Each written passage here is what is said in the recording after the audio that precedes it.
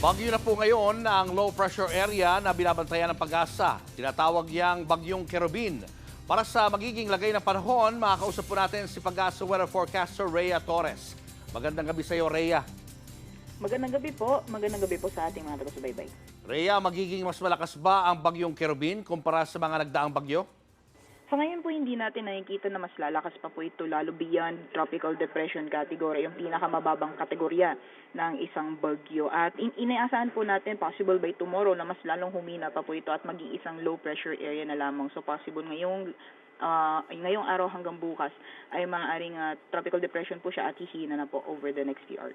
Ano-anong mga lugar, Rhea, ang uulanin? Actually, although tropical depression po siya, malaking bahagi po, buong Visayas at Mindanao makakaranas po ng mga kalat-kalat, mga pag-ulan. Buong linggo po yan hanggang sa darating na weekend. So regardless kung tropical depression po siya or maging low pressure area, ay asahan na po natin yung maulan na panahon sa malaking bahagi ng Visayas at Mindanao sa darating po na mga araw. Ngayon, ang tanong dyan, yung mga pag-ulan ba ay posibleng umabot pa hanggang Christmas? Pagdating naman po ng Christmas, may kalayuan na po ito dahil inaasahan po natin na more on hanggang sa darating po na Sunday yung magiging epekto nitong low pressure area.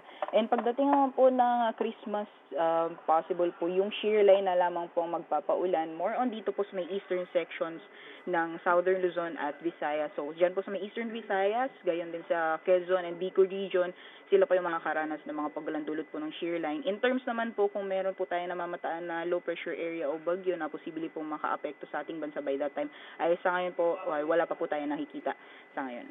Maraming salamat, Pag-asa weather forecaster Rhea Torres. Mga kapatid, Julius Babaw po. Iba na ang may alam at may pakialam sa panahon ngayon. Para sa frontline ng mga balita, mag-follow at mag-subscribe sa social media pages ng News 5.